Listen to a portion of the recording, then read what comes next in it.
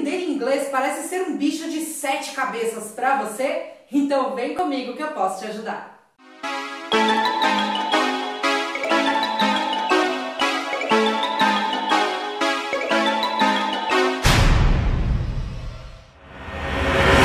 Hello guys! Eu sou a Josi e esse é o nosso Cultura K-Pop, porque sim, K-Pop é cultura. E na nossa quarta do inglês de hoje, nós vamos falar um pouquinho sobre gramática, até porque um pouquinho de gramática não faz mal a ninguém. E no conteúdo de hoje, eu vou trazer a forma afirmativa do Simple Present, sanar todas as dúvidas, e nesse vídeo você vai perceber o quanto a gramática pode ser simple. Então chega mais que a aula já está começando, já vai lá e registra a sua presença tacando o dedinho no like e compartilha esse vídeo com aquele seu amigo ou amiga que está capengando no inglês.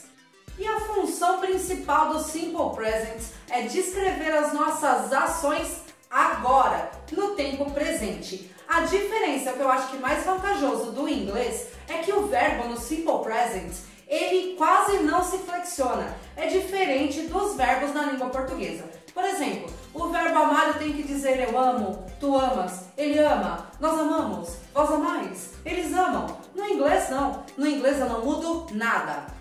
I love, you love, we love, you love. Acabou! Os verbos no infinitivo da língua portuguesa, eles têm sempre o final ar, amar, entender, ir. No inglês, o infinitivo, ele aparece na partícula to. Então, quando eu vou falar o verbo amar no infinitivo em inglês, eu falo to love. Então, nesse exemplo, eles sempre acordam às 6 da manhã, eu tenho que pegar em português o verbo acordar e flexionar ele para acordam para poder combinar com eles, correto? Eles acordam. Em inglês, não. Em inglês, eu vou pegar e simplesmente tirar o to, que é a partícula do infinitivo, e vou usar exatamente o verbo como ele é. Vamos ver. They, eles. Always, sempre. Wake up, acordam. At 6 a.m., às 6 da manhã. E eu também posso usar o Simple Present para falar de fatos reais ou de verdades gerais, como nesse exemplo aqui. The sun rises on east. O sol rises, nasce, on east. Perceberam que o verbo rise, que é nascer, ganha um S? Então faz essa anotação mental que a gente já volta aí. Um outro tipo de uso do Simple Present é para descrever as nossas emoções e as nossas características físicas e pessoais. Igual nesse exemplo aqui, olha. He is tall. Ele é alto. Então, eu estou descrevendo uma característica física dele. E o segredinho do sucesso para você aplicar o Simple Present da maneira correta é você saber identificar os pronomes pessoais. Lembra dos pronomes pessoais lá da língua portuguesa que a gente usa com os verbos? Eu, tu, ele, nós, vós, eles? Pois bem, em inglês, para aplicar o Simple Present, ele é infalível. Então vamos relembrar os pronomes pessoais para a gente não errar nunca na hora de conjugar o Simple Present. Porém, tem uma observação. Os pronomes pessoais em inglês são bem mais fáceis do que em português. Vou mostrar para vocês agora. Então vamos lá. A primeira pessoa do singular, eu. Em inglês eu utilizo I. A segunda pessoa do singular, tu ou você, eu utilizo you. A terceira pessoa do singular, eu utilizo he para ele e she para ela. Isso quando eu estou falando de pessoas. Em inglês, eu tenho um ele ou ela, serve para os dois, quando é coisa ou animal. Então, para coisas e animais, eu utilizo o pronome it. Então, eu tenho he e she, ele e ela para pessoas e it para coisas e animais. Vou compensar isso agora no plural para vocês, beleza? A primeira pessoa do plural, que é nós, eu digo we. A segunda pessoa do plural, que é vós ou vocês, eu utilizo you. Exatamente igual à segunda pessoa do singular. Fácil, né? E a terceira pessoa do plural também é bem facinho. Eu utilizo they para eles ou elas. Não tem separação nenhuma. Não falei que era mais fácil? E aí, você está curtindo esse conteúdo? Então não esquece de deixar o seu like e já se inscreve no canal e ativa o sininho para você ficar sabendo de todas as novidades da cultura K-pop. Então, na primeira pessoa, eu vou utilizar o verbo falar, to speak, ok? Então eu digo I speak English, eu falo inglês. Nesse caso, se eu for conjugar em português, o verbo falar, eu flexiono para falo, para poder dizer eu falo. No caso do inglês, não. Eu pego o verbo to speak, tiro o to fora e só coloco I speak English. Eu falo inglês. Bem simples, né? Não muda nadinha. E na segunda pessoa do singular é a mesma coisa. Nesse exemplo eu vou usar o verbo comer, to eat. You eat bread. Você come pão. Em português eu pego o verbo comer e flexiono para come, para poder dizer você come. Em inglês não, eu só tiro a partícula do infinitivo e o to eat vira eat e coloco you eat bread. Muito fácil, né?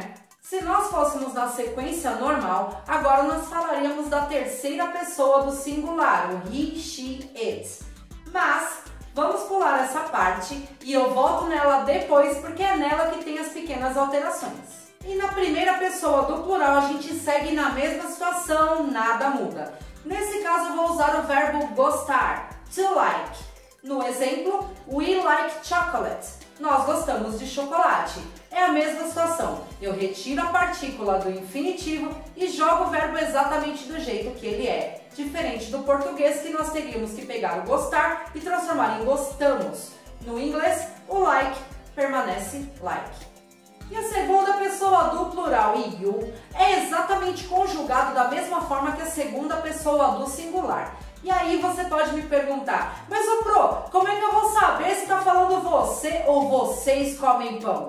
É muito simples e eu já vou responder. É dentro do contexto do texto que você está lendo.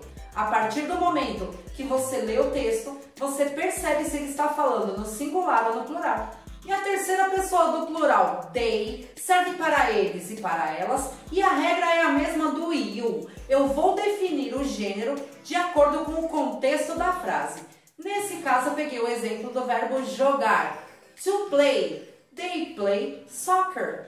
Eles ou elas jogam futebol. Mais uma vez, eu só arranco o infinitivo to e pego o verbo exatamente como ele está e coloco na frase. Fala a verdade, é ou não é mais fácil que a língua portuguesa? Só que tem um porém, algumas pequenas variações acontecem na terceira pessoa do singular. E é o que eu vou mostrar para vocês agora, bora lá!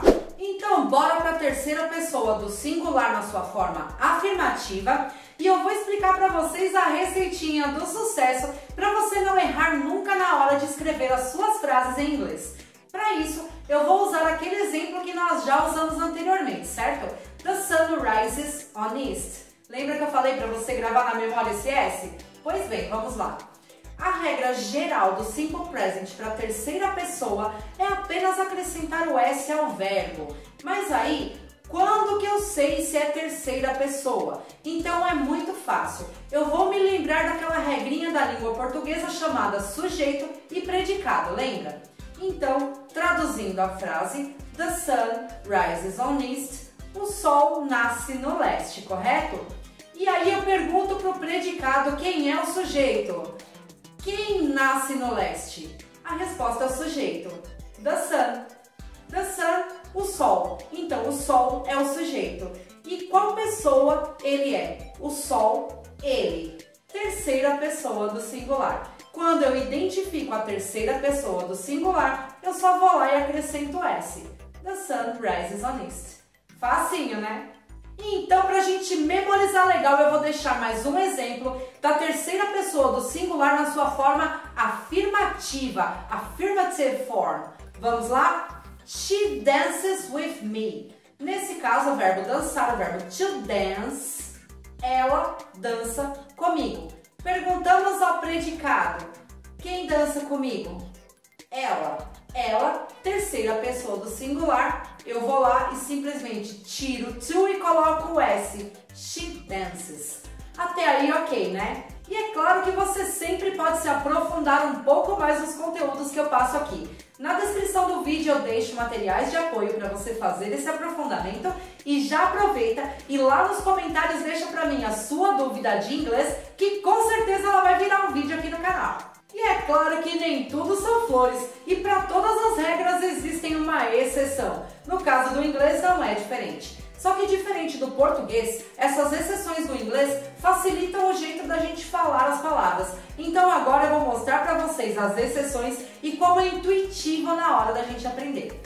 No inglês, nós temos alguns verbos que a sua terminação não combina com o S. Por exemplo, o verbo to pass. Eu já tenho dois S's, não tem como eu colocar mais um na terceira pessoa do singular, certo? Então agora eu vou mostrar para vocês no exemplo como que a gente transforma esse verbo e como é intuitivo. Na hora de você escrever e você identifica a terceira pessoa, você sabe que não vai caber mais um S aqui. Dá uma olhadinha. Então os verbos que terminam em SS, SH, CH, O, X e Z. Para esses verbos eu acrescento o ES. No caso dos verbos que terminam em SS, eu já dei o exemplo anterior do to pass. Mas eu tenho, por exemplo, o verbo perder, to miss. Veja que não cabe mais um S. Então, quando eu estou na terceira pessoa, eu posso dizer he misses. A mesma coisa com as palavras terminadas em SH, como por exemplo, o verbo terminar, to finish. Colocando o S sozinho, ele automaticamente já puxa um som de E. Então, por exemplo, se eu falar ele terminou o trabalho, eu digo he finishes the work. Então já fica mesmo puxado para o E, percebe? Finishes. No caso dos verbos terminados com CH, é a mesma coisa. Como por exemplo o verbo assistir, to watch. Se eu coloco um S, automaticamente ele já parece um E. Veja, watches. Então é só seguir a intuição e na terceira pessoa colocar o ES no final. He watches television. A mesma coisa com os verbos terminados com a letra O. Por exemplo, o verbo fazer, to do. Ficaria estranho falar does. E ele já meio que parece com o E. Então eu falo does, com o ES no final. Veja no exemplo. Mary does her math exercises. Mary fez seus exercícios de matemática. A mesma coisa para os verbos terminados em X, como por exemplo, o verbo consertar, to fix. Veja o exemplo. He fixes my broken bike. Ele consertou a minha bicicleta quebrada. Com o final Z, buzz, zumbido.